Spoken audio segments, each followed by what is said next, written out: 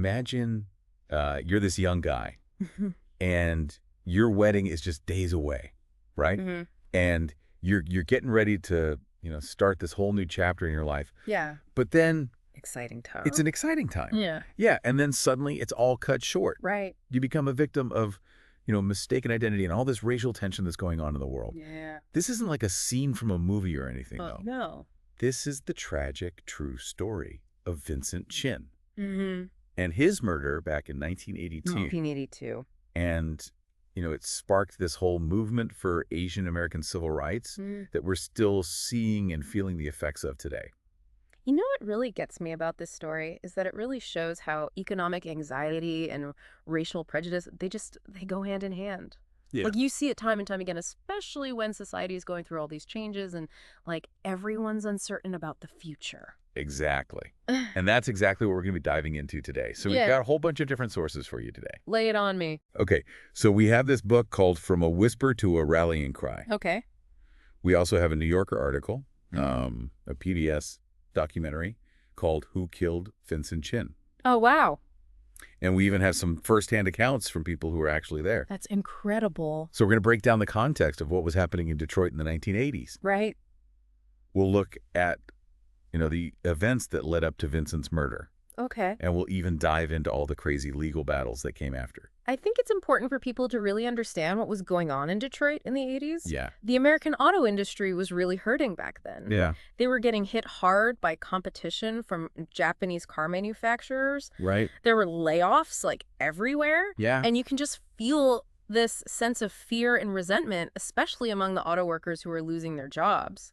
Yeah, you can practically feel the tension just reading through these sources. It's palpable. Definitely. People were just looking for someone to blame. And unfortunately, a lot of that blame ended up getting directed at anyone who seemed foreign. Yeah, anyone who was different. Yeah, different. Okay. Exactly. And the sources even mentioned that there were bumper stickers going around that said things like Toyota, Nissan. Remember Pearl Harbor?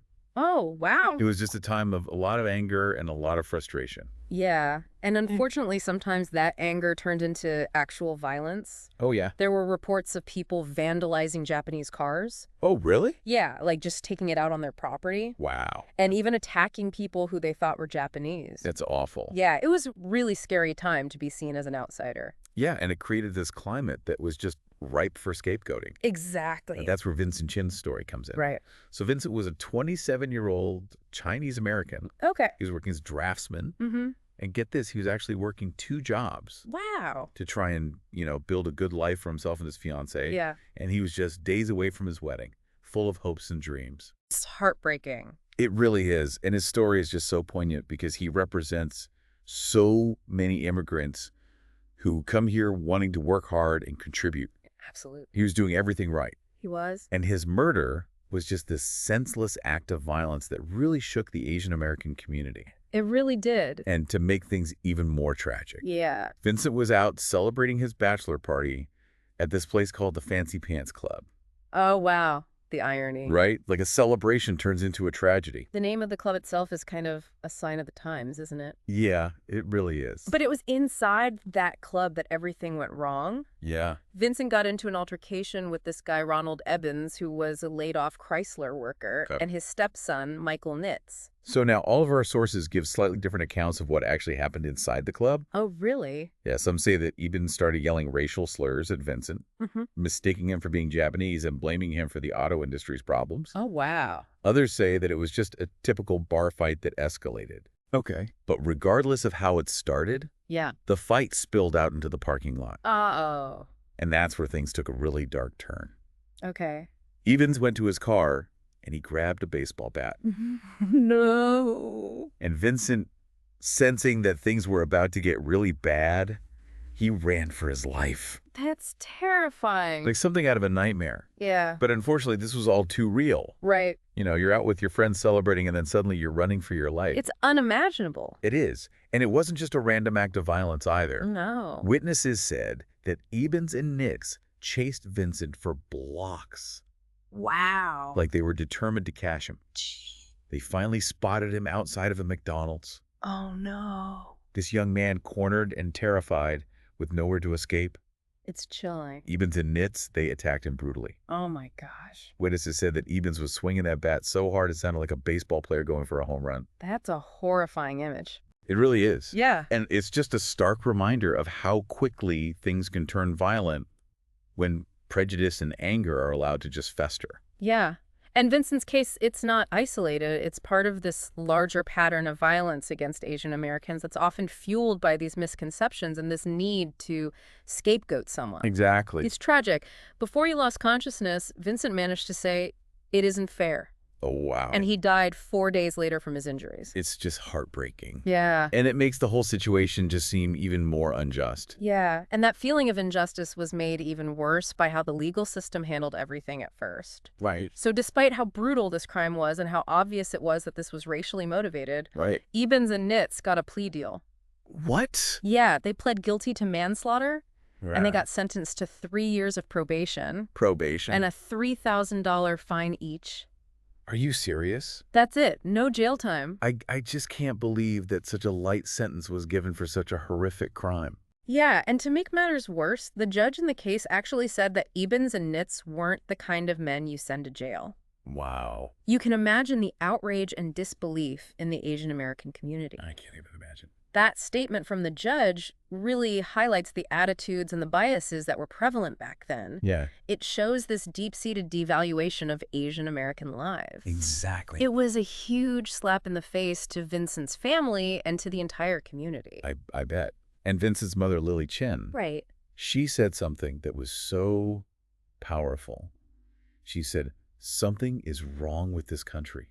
Oh, wow. She felt so betrayed by the country that her husband had fought for in World War II. Her words really capture the feelings of disillusionment and despair that so many Asian Americans were experiencing. Yeah. You know, her husband served his country, but it felt like his son's life was treated like it didn't matter. Like it was expendable. Exactly. But you know what? Out of this terrible tragedy, a movement emerged. Activists, lawyers, and community organizers, they all rallied around Vincent's case. They did. Determined to fight for justice and challenge the systemic racism that had allowed his killers to escape real punishment. It's inspiring to see how people came together. Yeah. And this case became a real turning point for the Asian American civil rights movement. Absolutely. It brought all these different Asian American communities together Right. from all across the country. Yeah. And they were united by this shared sense of purpose and this outrage. And one of the key people in this whole movement was Helen Zia. Okay. She was a journalist and an activist, and she co-founded this group called American Citizens for Justice, or ACJ. Yeah. And it was a grassroots organization that was dedicated to getting justice for Vincent Chin. That's amazing. And you have to remember, this was back in the 1980s. Yeah, The idea of hate crimes was pretty new back then. it was. And a lot of people didn't even believe that racism could be a motive in a crime, especially a crime against an Asian American. Yeah, it's hard to believe that such a basic idea was so controversial back then. It is, but that was the reality. It was. The ACJ, they faced this huge uphill battle, but they were relentless. They were incredible. They organized protests, and they wrote letters, and they lobbied politicians. Wow. They worked so hard to educate the public about Vincent's case and about the problem of anti-Asian violence. And their hard work paid off because eventually the Department of Justice opened an investigation. They did. And in 1984, Ronald Ebens was indicted on federal charges for violating Vincent Chin's civil rights. Wow. It was a huge victory. Yeah. This was the first time ever that a federal civil rights trial was brought on behalf of an Asian American. That's incredible. It was a sign that finally the justice system was starting to recognize how serious anti-Asian violence really was. Yeah. But it sounds like the fight for justice wasn't over yet. Not by a long shot. Yeah. So the trial, it was a roller coaster. Yeah. Ebens' defense team, they tried to downplay the whole racial motivation thing.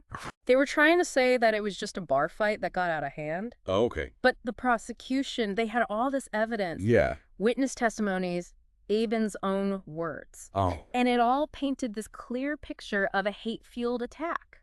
So what happened? Well, the jury, they found Ebens guilty.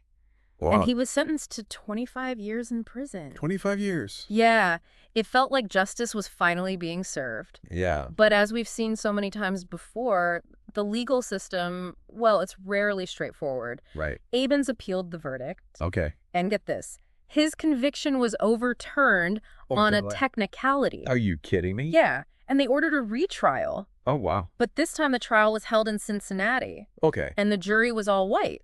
Oh, well And done. so a lot of people were worried that Evans wouldn't get a fair trial this time around. Yeah, I bet. And those concerns turned out to be justified. Oh, no. The jury in Cincinnati, they acquitted Evans of all charges. It's just devastating. It was a huge blow to Vincent's family and everyone who'd been fighting so hard for justice. Yeah. It felt like the system had failed them again. Absolutely. But the ACJ, they didn't get up, right? Yeah, and they didn't. They actually went after Evans in a civil suit, Okay. and he eventually agreed to a $1.5 million settlement. Wow, 1.5 million. But you want to know the worst part? Yeah. Evans never paid a single dime of that settlement. No way. Yeah, he filed for bankruptcy saying he didn't have any assets. That's just adding insult to injury. It was that he was able to completely avoid any real consequences for what he did. So even though there were all these legal setbacks, Vincent Chin's case still had a big impact It really did. on the Asian American community and on society as a whole. It did. It brought the issue of anti-Asian violence to the forefront, and it sparked a whole movement for change. Vincent's case also led to some important legal reforms, didn't it? It did things like revising sentencing guidelines for hate crimes and making sure that victim impact statements are included in sentencing hearings. Yeah. But I think the most important legacy of Vincent Chin's case is the awareness that it raised and all the activism it inspired. It galvanized the Asian American community to stand up for themselves. It did, to speak out against injustice and demand to be recognized and protected. And those efforts are still continuing today. They are. Vincent Chin's story reminds us that the fight for equality and justice, it's a constant battle. Yeah, it's a marathon, not a sprint. And it reminds us to stay aware of the subtle ways that prejudice can show up. Right. And to speak out against hate whenever we see it. It's up to all of us. Well, thank you for joining us on this deep dive into Vincent Chin's legacy Yeah, thank you. and the fight for Asian American rights. We hope you found it informative and thought-provoking. We hope it inspires you to learn more and have those tough conversations. Yeah, and to work towards a more just and equitable society for everyone. For everyone. Until next time, keep exploring.